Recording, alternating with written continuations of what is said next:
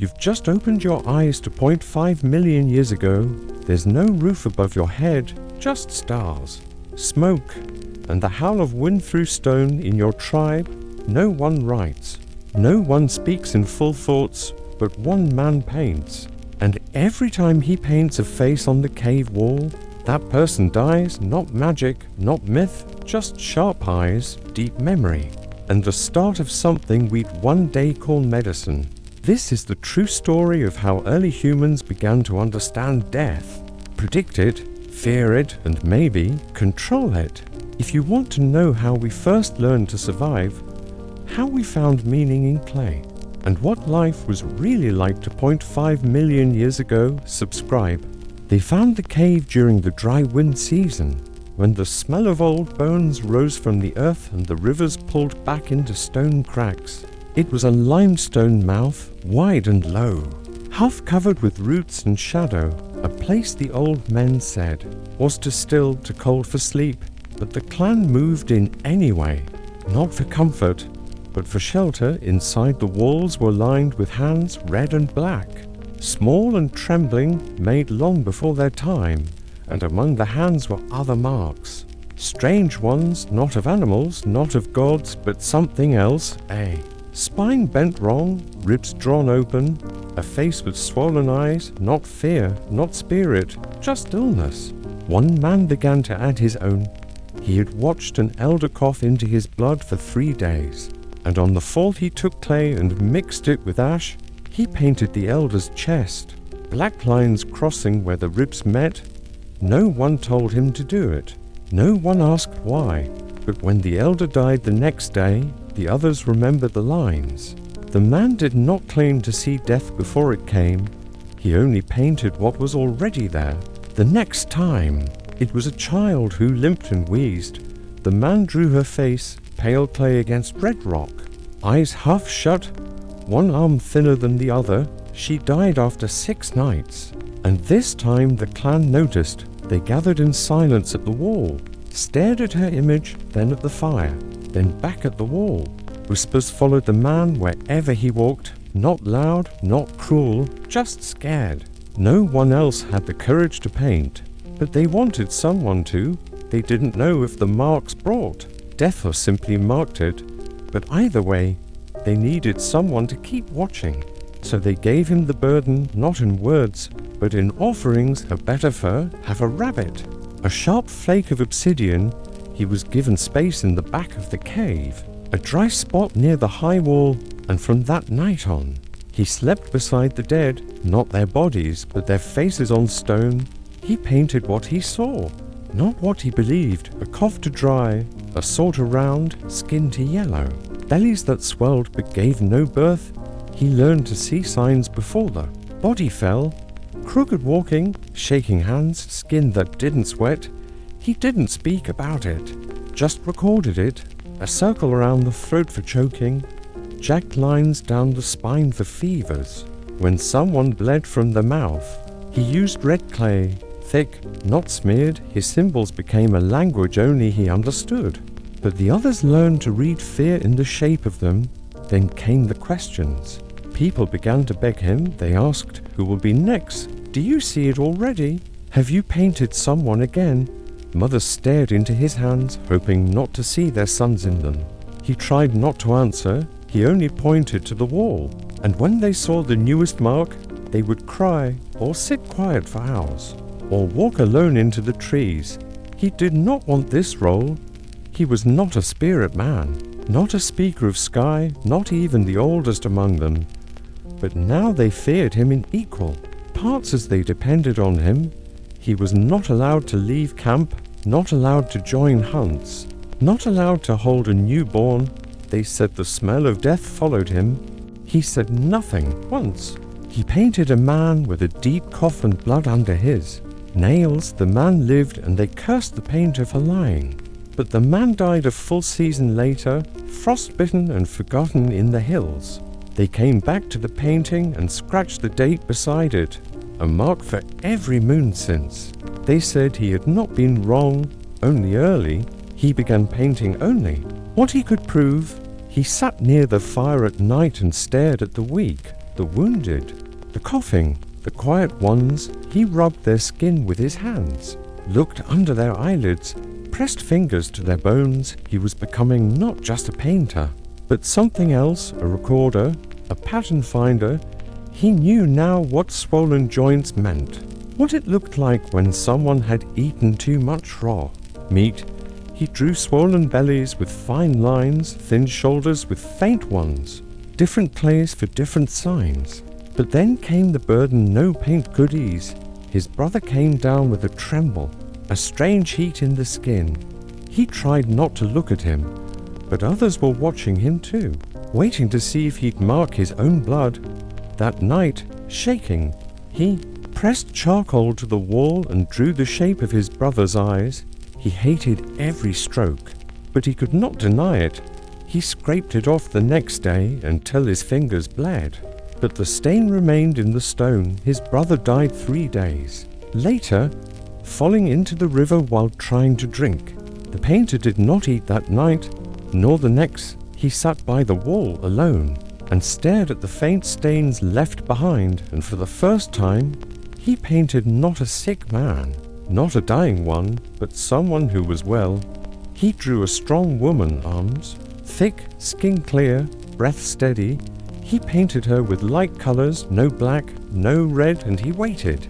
She did not die, not that moon, not the next. Others began asking him, draw me as strong, make me safe, but he did not. He picked only a few, watched them, painted them, recorded their changes. He was no longer just marking death.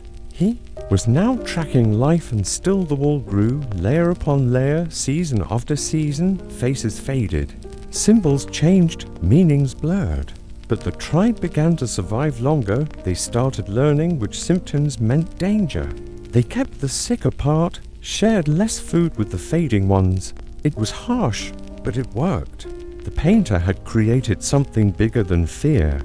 He had built a system, crude and painful, but useful, and now every death on that wall taught the next child something. Every mark was a warning, a lesson, a record, and whether he liked it or not, he had become the first to carry memory not in the mind, but in pigment and stone.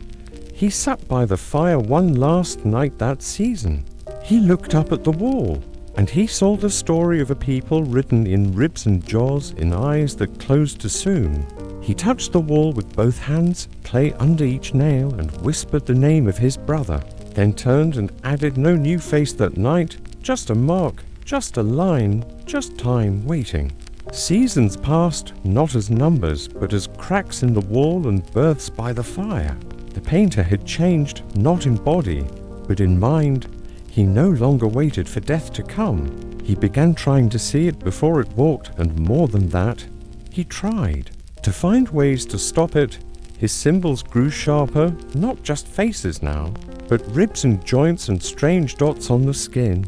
He mixed ash with ochre, yellow earth with crushed bones. He marked with color when someone could still walk and when someone could not. He began using his fingers not to smear, but to trace patterns to match one case with another. Some of the marks he made now stood not as warnings, but as clues. He began to notice who recovered and who didn't, those who had open sores and still ate were more likely to live. Those who had cold hands and stared without blinking often died within days. He marked not just the people, but the items they used, carved bowls, worn furs, wooden flutes. If the sick ones shared the same item, he drew a black branch between them. It became clear the illness was not just in the body. It could travel through touch. He had no word for disease, but he had eyes. He painted what he saw, and slowly the others began to believe not that he predicted death, but that he saw what they could not. They started to listen when he pointed at a sick man's tools. No one touched them again. When he marked the sleeping spot of a dying woman, they covered it with dry leaves and lit smoke nearby. Some began to survive longer than before, not all, but enough that the difference could be felt. Still, he did not speak much. He had learned that when he spoke, people heard fear, but when he painted, They saw knowledge, and so his hands became. His mouth, he walked with clay tied to his belt, small stones for shaping lines. A strip of fur soaked in black juice. He no longer slept near the others. But now they came to him with questions. They showed him injuries, asked him to look at their skin, asked if he would paint them. Sometimes he did, sometimes he shook his head and walked away. They began calling the cave the wall that thinks. They did not understand what he was doing, but they felt its power, not magic, not guessing, but watching, remembering, comparing, and then a new test came. It began with a young boy, strong, fast but coughing hard in the night, then to women. Started coughing, then a hunter. They all shared the same furs, ate the same dried meat, drank from the same cracked shell. The painter saw the link. He circled the shared object on the wall, drew its shape 3 times, then crossed it out. He gathered the tribe and pointed at the image, then at the fur. They burned it that night. The coughs slowed, not stopped, but slowed. Some still died, but fewer, and now they trusted him not because of fear, but because of sense. The painter did not smile. He did not claim anything. He just kept painting. He added lines for items, not just people. Spots for sleeping areas, shapes for shared water. His records were no longer death masks. They were maps. One day, a stranger from a nearby tribe appeared, thin, curious, and full of stories. She saw the wall, touched it with reverence, and asked to learn. The painter did not answer, but he gave her ochre and pointed to the sick. She watched as he observed, measured breath with his hands, tapped joints with stone. Then she started to make marks of her own, simpler but careful, and he let her. Now the wall had 2 minds. She marked children, he marked adults. She painted brightness, he painted structure. Together their records grew faster, more detailed, more useful. The clan began calling the space not a cave, but the memory. But not all was calm. One child, curious and afraid, painted everyone in the tribe. Every face, every scar, every birthmark, all in a single night while others slept. The wall looked like a graveyard, and the next morning panic spread. People wept, shouted, some ran. Others demanded to know if this meant all would die. The painter scraped off half the marks himself, stone to stone, blood on his knuckles. He told them with his hands that this wall was not for fear, it was for learning. But the damage had been done. That night the child walked alone into the fog. He was never found. Only a handprint left on the outer wall, small, black, quiet. The wall was never used the same way again. The painter changed after that. He painted slower. Fewer faces, more symbols, more structure. The girl who had learned beside him now took over the day's observations. He only painted at night, in silence, 1 candle, 1 line at a time. Eventually, his hair turned pale, his back bent low, his hands shook. He no longer hunted, no longer spoke, but he sat by the wall watching, not out of control, but out of memory. He had painted hundreds of lives, hundreds of deaths, and even more moments between, and one night, a strange thing happened. A new mark appeared on the wall. His own face, not drawn by him, not in his style, not in his pigment. No one admitted to making it, but it was there. Soft lines, tired eyes, gentle curve of the cheek. A tribute, a record, a prediction maybe, or just a thank you. He stared at it until morning, then touched it once with a trembling hand and did not paint again. He sat beside the wall for 3 more nights, quiet, breathing slow, and they found him sitting upright, eyes closed, hands still covered in clay. They did not paint him again. They only marked a single line, the length of a finger, the line that began it all, the one that turned fear into knowledge, pain into memory, and the wall into something more than stone. It became the place where early humans first tried to understand life, not as mystery, but as something they could see, track, learn from, and maybe, just maybe, change.